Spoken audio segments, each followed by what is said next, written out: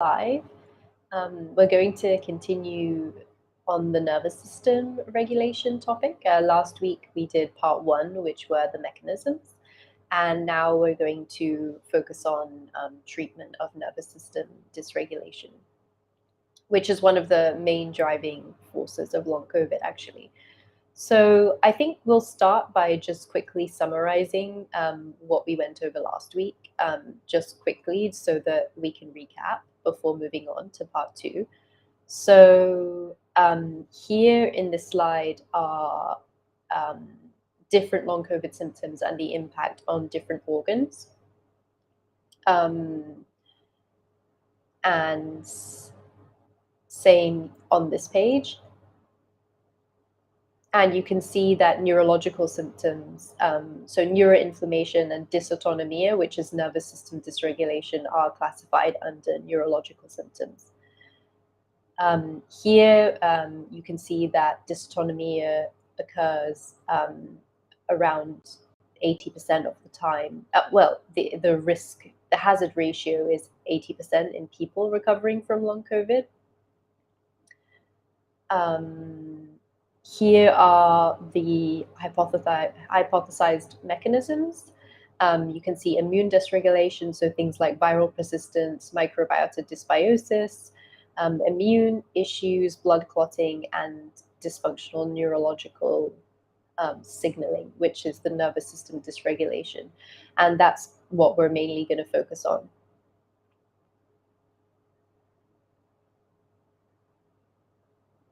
So there's 2 branches of the nervous system, the sympathetic and the parasympathetic. One is the fight and flight, and one is the rest and digest. And so in the next slides, I just go into more detail on what those different mechanisms are. So the immune response and inflammation, damage to endothelium. We went over all of this last week, so I'm just glossing over it quite quickly before we move on to the next part. So neurovascular coupling dysfunction, breathing dysfunction, lifestyle changes due to the pandemic.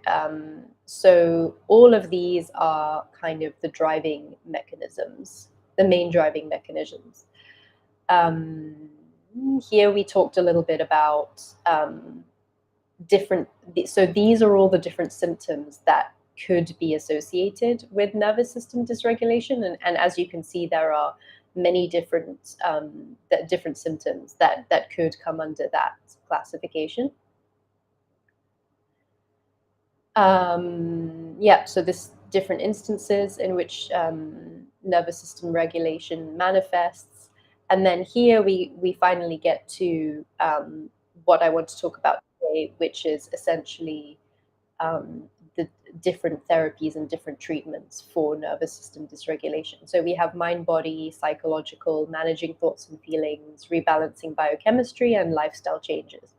So to begin with mind-body, an example of treatment for mind-body are these examples. So somatic experiencing, EMDR, limbic retraining. So mind-body therapies are different to psychological therapy or talk therapy in the sense that they try to cultivate a connection between the mind and the body. And they try to make us aware of what's happening in the body as separate to the mind. So in the case of somatic experiencing, it's a way in which it's a strategy for treating things like PTSD, and it's developed by someone called Peter Levine, and he has the Somatic Experiencing Institute. And one interesting thing that he sort of realized and pioneered was that animals, when you watch animals in the wild and they go through a traumatic event, let's say an animal is chased by a predator and it manages to escape and it's not eaten, animals have a very specific way to discharge stress through their body. Sometimes they do this through shaking, different types of movements.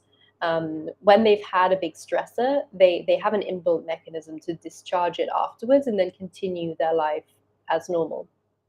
And this is why we don't really see rabbits with PTSD, for example, after being chased by a fox. And we don't see animals suffering from the same kind of symptoms that humans do, because they have these inbuilt mechanisms that we have lost. And somatic experiencing tries to teach people how to reconnect with the body, and to actually process and release that trauma, but not through reliving or rethinking or talking about the event, but just through the body's experience of it. So eye movement desensitization and reprocessing is actually quite similar. It alleviates symptoms and distress through different moving your eyes in different ways and focusing on sensations rather than repeating the same kind of thought patterns in the mind. So DNRS is also quite similar. So this approach directly targets brain function in order to regulate maladaptive stress response. So often, we can have the repeated thoughts or repeated kind of patterns that go around in kind of circular thoughts. And this helps our body to move from a state of survival to a state of growth and repair. So all of these, EMDR, DNRS, they all have, and somatic experiencing, they all have similarities to them in terms of they're basically a type of therapy that's different to talk therapy, because it involves experiencing the body rather than replaying the same thoughts in the mind. And so acupuncture is another method of regulating the nervous system. There are many different studies done on acupuncture, and acupuncture can have different effects on mental health by increasing the neurotransmitters like serotonin and different endorphins and dopamine. It can have a very tangible effect on those.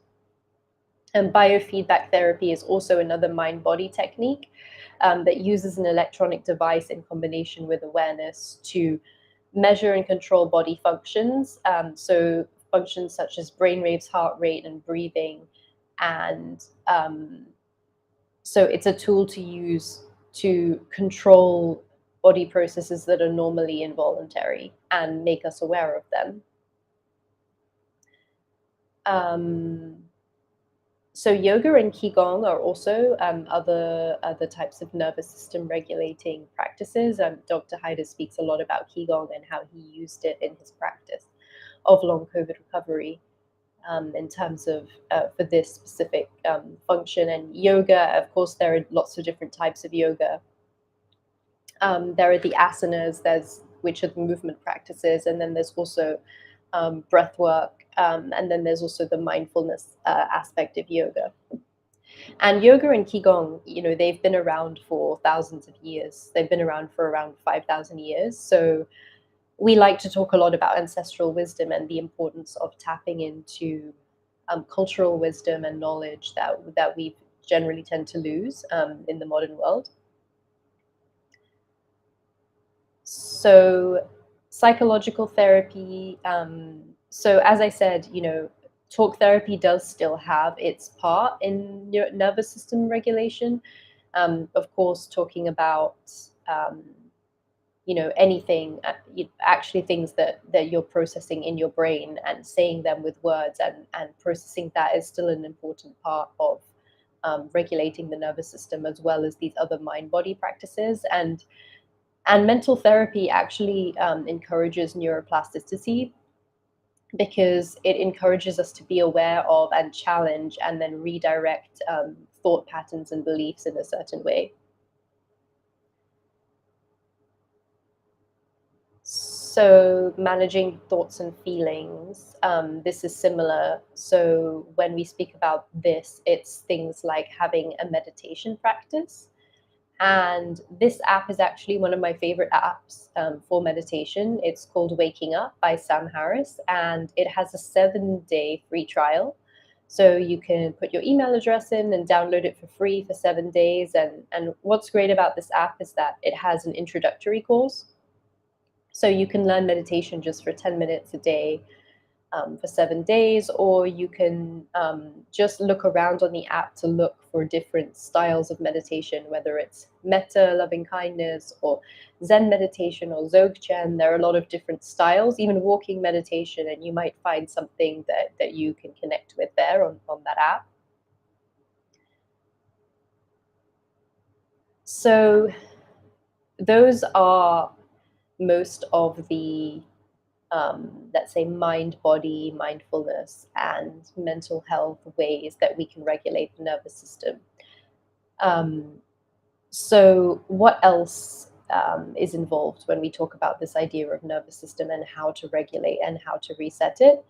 I think that, at this point, to define what does stress actually mean. So when we talk about something like dysautonomia, nervous system dysregulation, we're really talking about stress that the body is in. So a nice way to define stress is an event in which the environmental or internal demands, or both, tax or exceed the adaptive resources.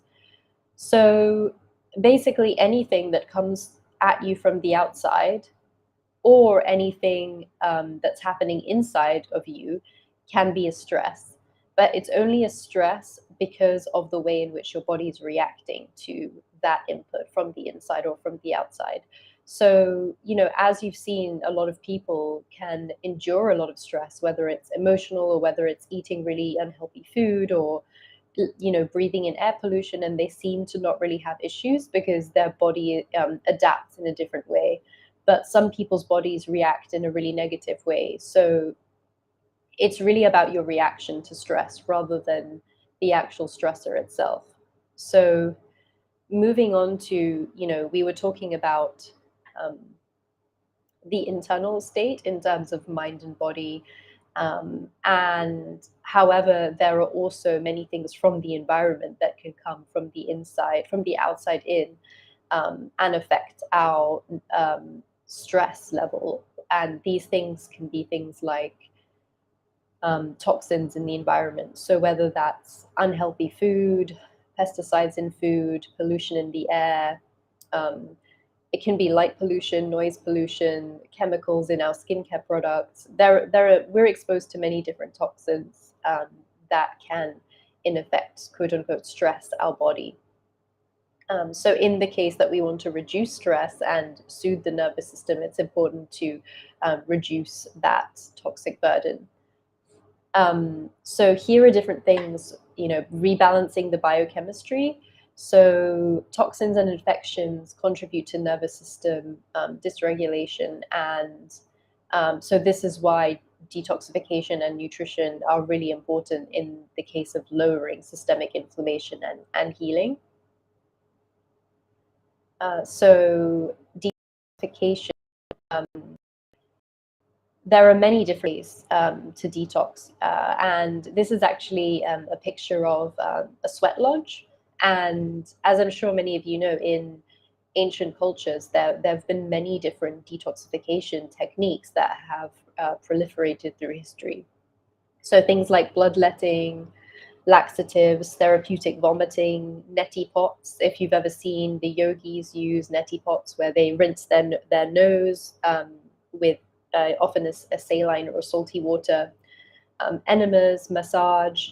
Fasting is also a type of detoxification because it allows for autophagy. It allows our body to actually do detoxification processes because it's not always digesting. Sweat lodge, sauna, sweating is a detoxification pathway. Our lymph system is one of the main systems that helps to remove toxins from the body. So lymphatic massage or things like rebounding, jumping on a trampoline really help to engage the lymph system.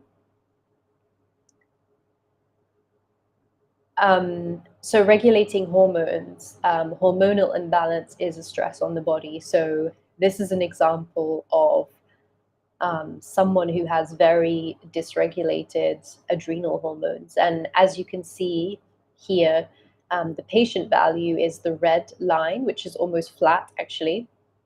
And you can see the low range limit and the high range limit. So the limit should be, the patient value should be between those two lines. And as you can see, it's completely below. And the way in which this is measured is with salivary cortisol. So the saliva is collected multiple times throughout the day, and then it's sent for testing, and you can create a sort of cortisol map over the day. And you can see here that this person's cortisol is extremely low. So it's likely that this person feels extremely fatigued in the morning, cannot wake up, has no energy, maybe has a small blip of energy in the afternoon, and then again crashes at night. And this is of course a stress on the body if our hormones are dysregulated.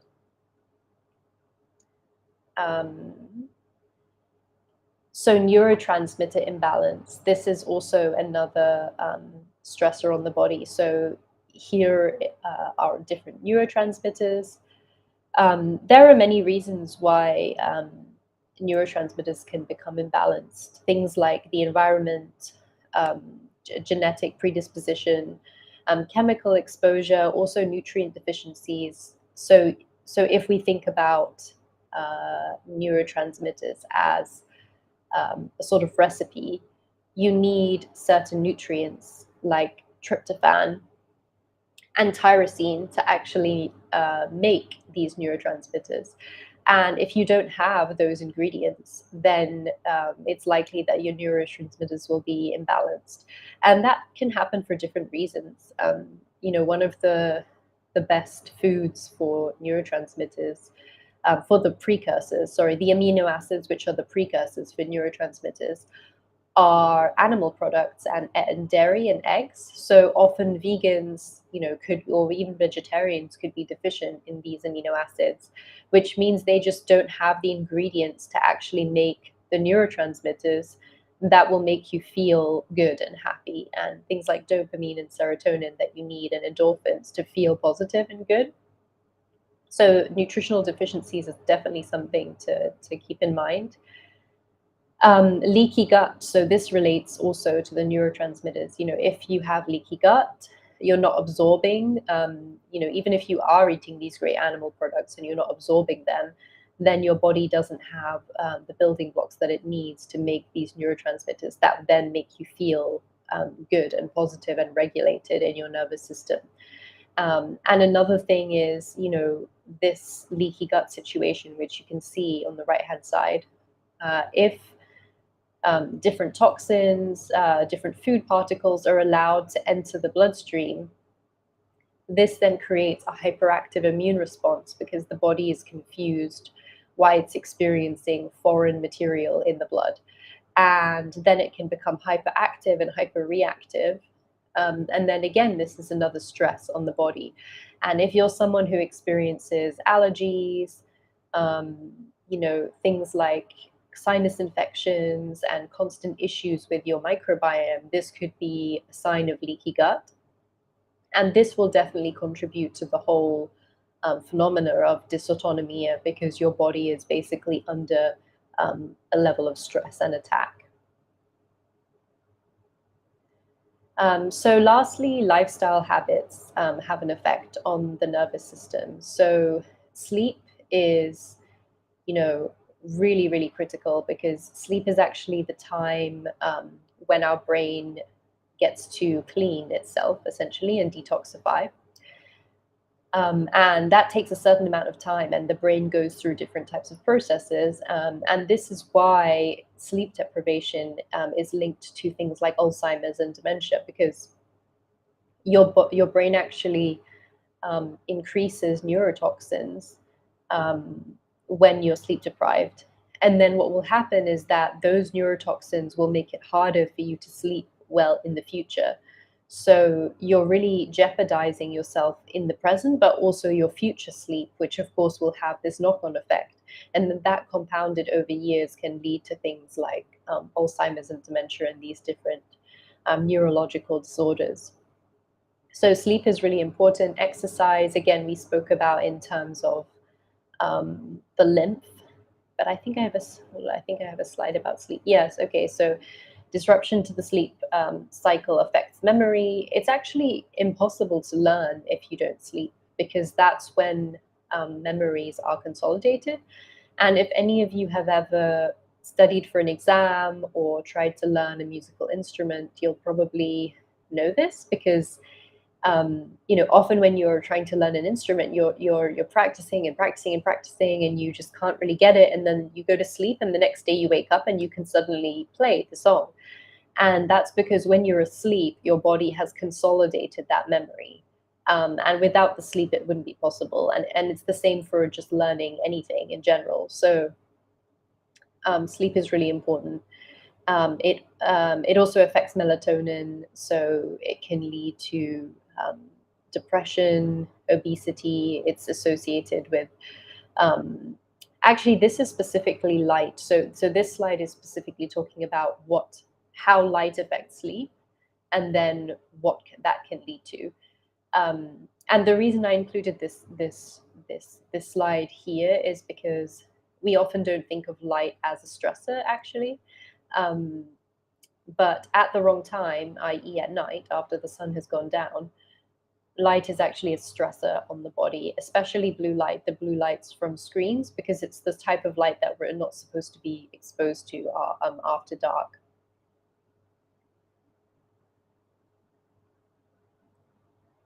So breath work.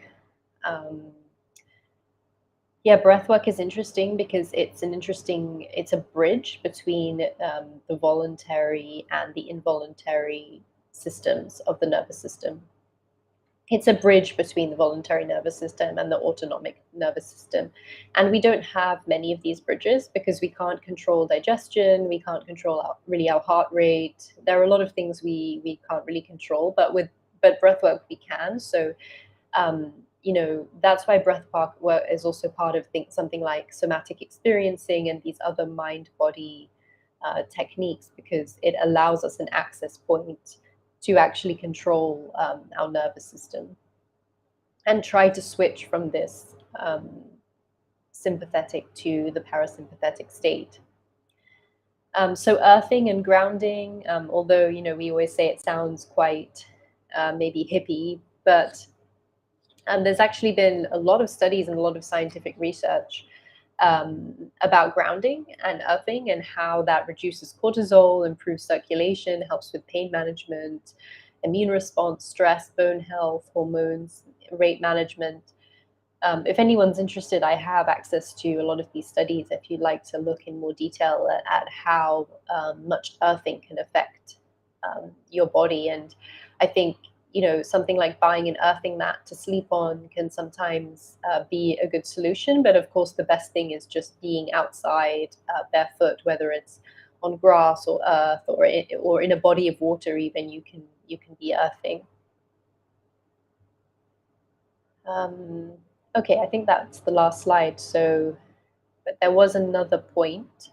I'm going to go back. I think it was about addictive behaviors and. Yes, so detoxify from addictive substances and behaviors. So, of course, things like recreational drugs, alcohol, video games, pornography, any addictive behavior and substance is something to detoxify from, because it's basically keeping your nervous system in a hyper-aroused state.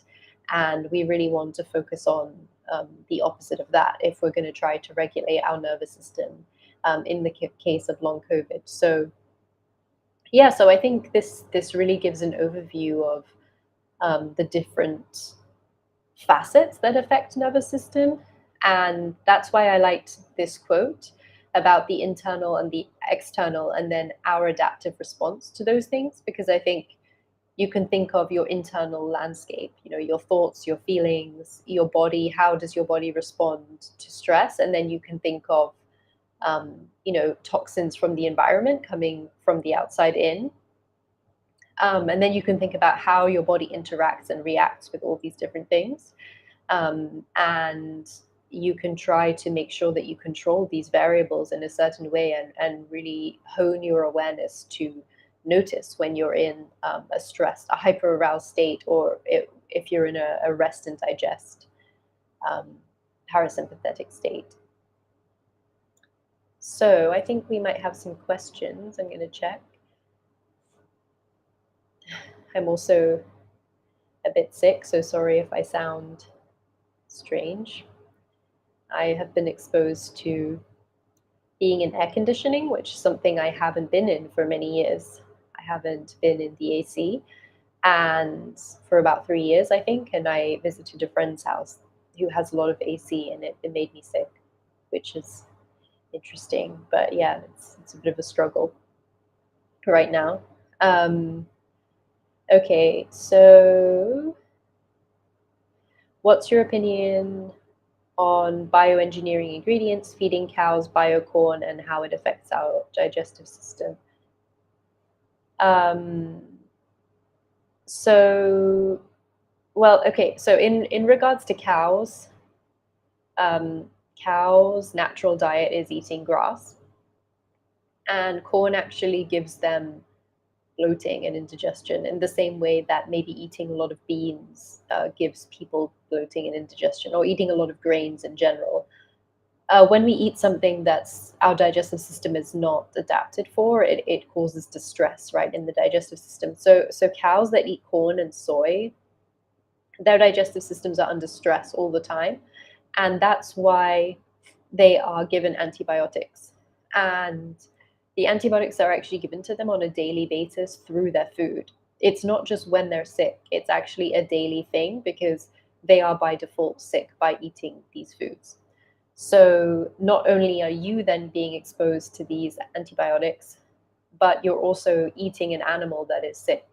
And that's why it's really important to pay attention to choosing grass-fed, pasture-raised animals as opposed to corn-fed.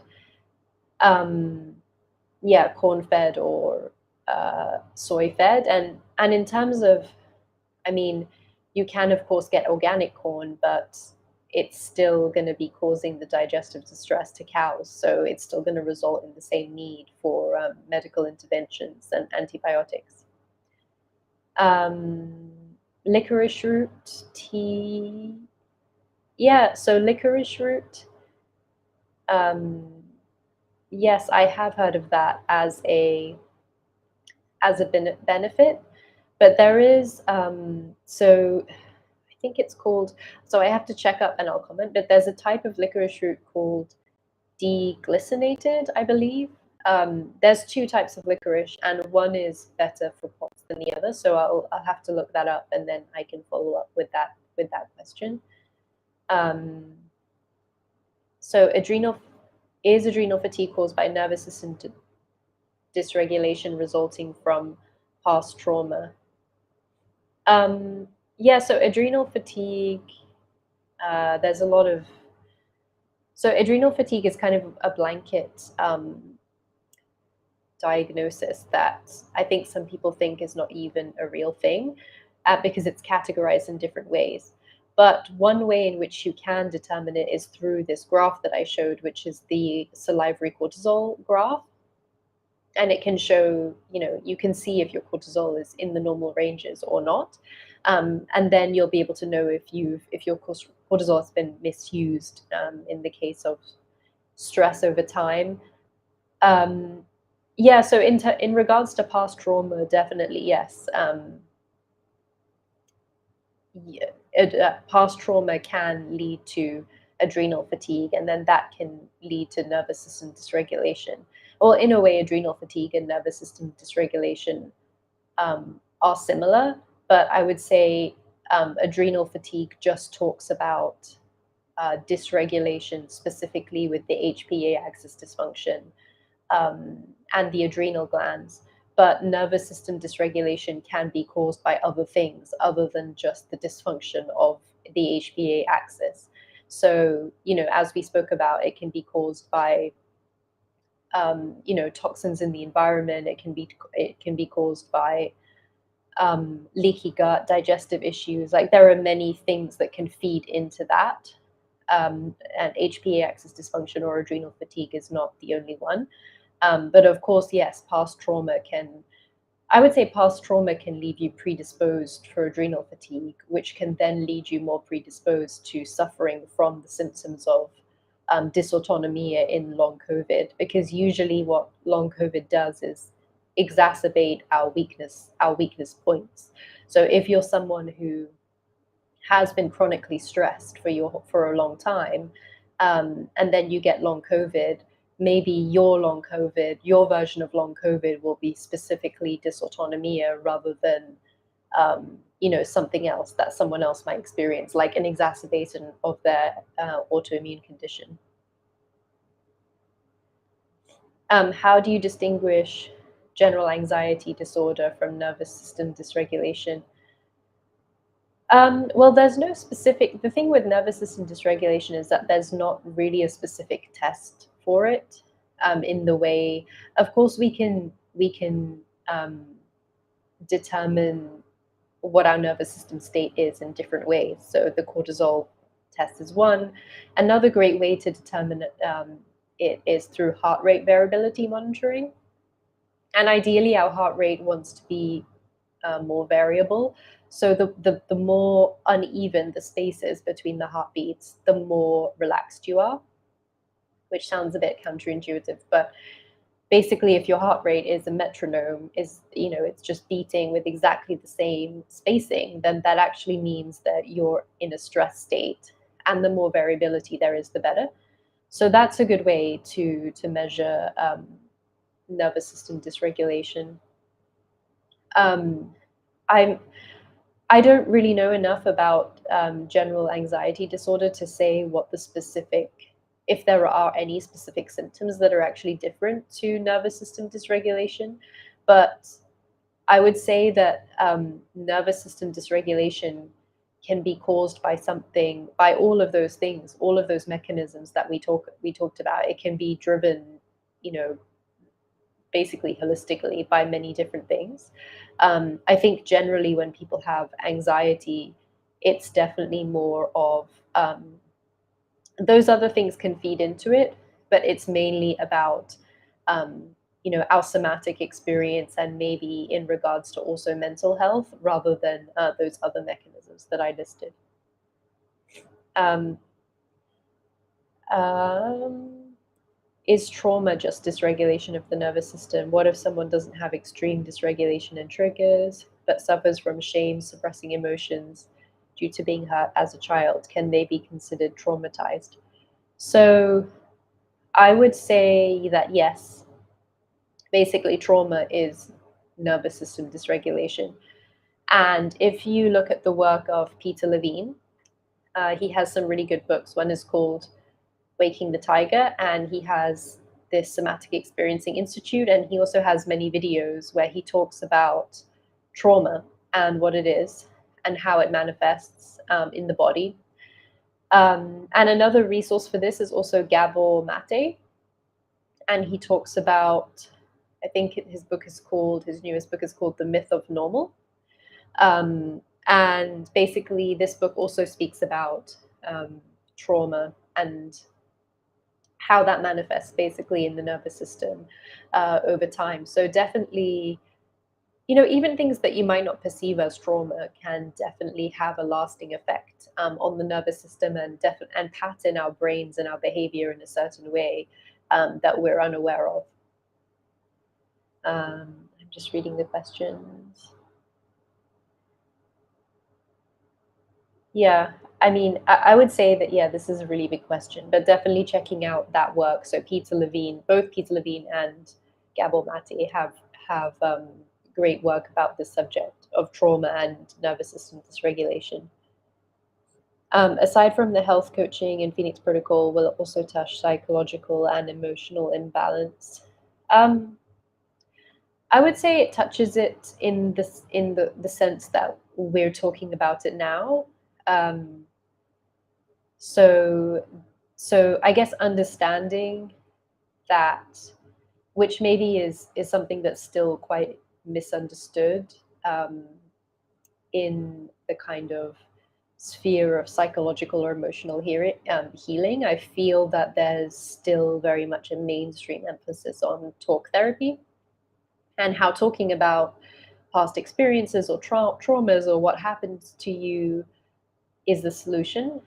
And I think that to some extent it is, but at some point, this dysregulation that we're experiencing is something that's in our body rather than in our mind. And, there's some argument that actually talking about it makes you relive the experience.